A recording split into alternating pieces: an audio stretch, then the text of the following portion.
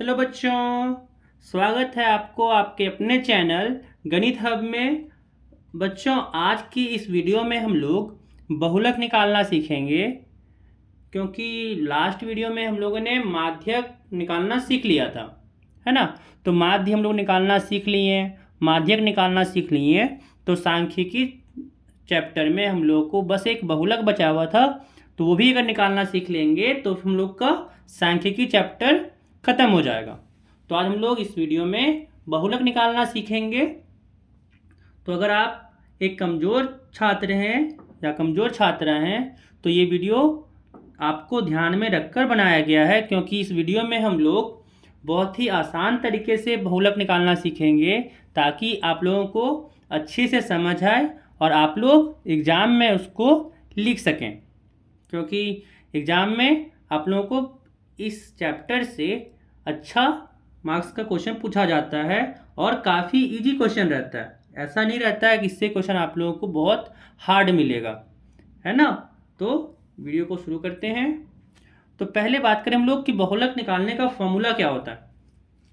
तो बहुलक निकालने का फॉर्मूला होता है L जोड़ F1 माइनस F0 बटा 2F1 minus F0 minus F2 गुने H होता है। ठीक है। अब यहाँ पे इतना सारा टर्म क्या होता है, तो जहाँ पे L जो है उसको कहते हैं बहुलक वर्ग की निम्न सीमा। अब यहाँ पे ये बहुलक वर्ग क्या है, तो जैसे हम लोग देखे थे ना माध्यक वर्ग, माध्यक जब निकाल रहे थे हम लोग तो उसमें माध्यक वर्ग देखे थे। यहाँ पे बहुलक निकालने के लिए हम लोग को बहुलक वर्ग दिखना होता है। अब ये बहुलक वर्ग कौन सा होगा, तो बहुलक वर्ग कहता है कि जिसका बारंबारता ज़्यादा होगा। यहाँ पे ये बारंबारता है ना, ऊपर में वर्ग अंतराल है, नीचे में बारंबारता है। तो यहाँ पे जिसका यहाँ पे बारंबारता ज़्यादा होगा वही होगा बहुलक वर्ग। जैसे यहाँ पे ये वाला वर्ग है जिसका बारंबारता ज़्यादा है ना, ये वाला वर्ग अंतराल है जिसका बारंबारता ज़्यादा है, इसी कारण से ये वाला कहलाएगा बहुलक वर्ग, ये वाला कहलाएगा बहुलक वर्ग। अब आगे क्या था, तो L जो है वो बहुलक वर्ग की निम्न सीमा है। F1 क्या है, तो बहुलक वर्ग की बारंबारता है। F0 जो है वो बहुलक वर्ग से ठीक पहले वर्ग की बारंबारता है। और F2 जो है वो बहुलक वर्ग के ठीक बाद में आने वाले वर्ग की बारंबारता है। और इसमें H जो है वो वर्ग अंतराल की माप है।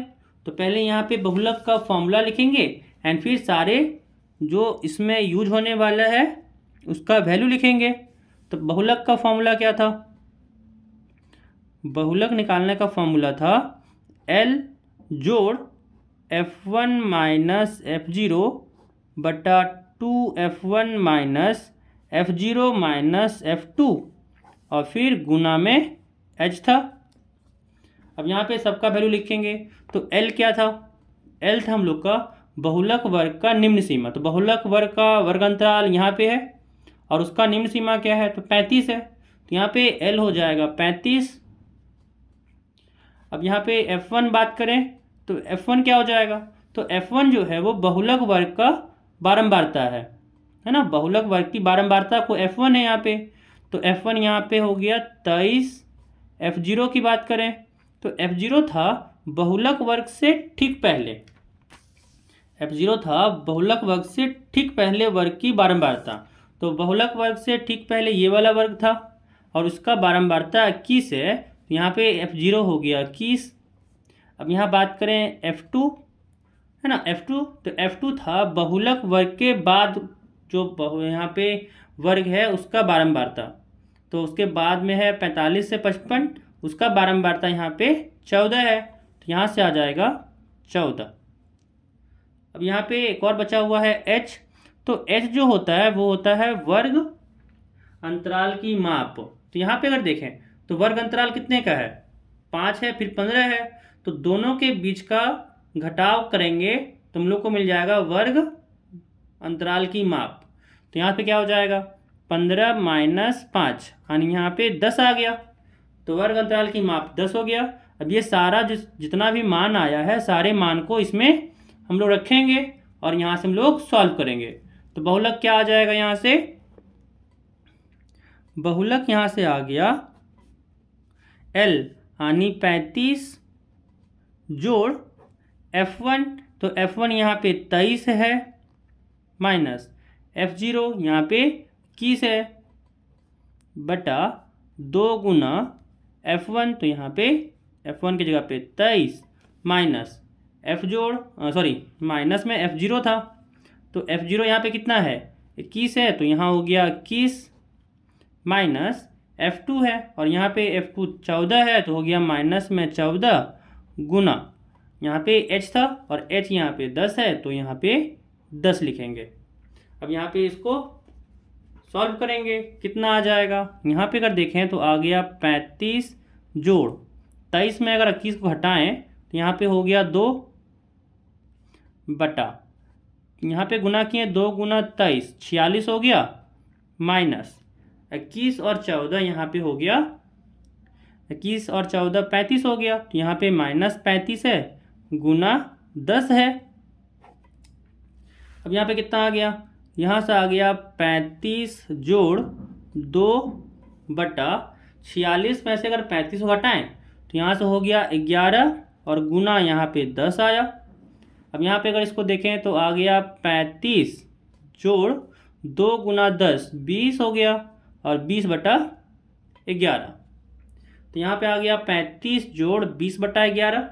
अब यहाँ पे 20 बटा 11 निकालेंगे तो कितना होगा, अगर यहाँ पे निकालें कि 11 से भाग दें 20 को तो कितना हो जाएगा, 11 एकम 11, यहाँ पे बचा 9, यहाँ पे लेंगे पॉइंट क्योंकि यहाँ पे छोटा है 11 से, यहाँ पे आ गया 0। अब कितना आएगा, तो 11 अट्ठी 88, यहाँ पे घटाएं तो बचा 2, यहाँ पे फिर लेंगे 0, यहाँ से आ गया 11 एकम 11, यहाँ बचा 9, फिर लिए यहाँ पे 0, तो 11 अट्ठी 88 है ना, फिर यहाँ पे बचा 2।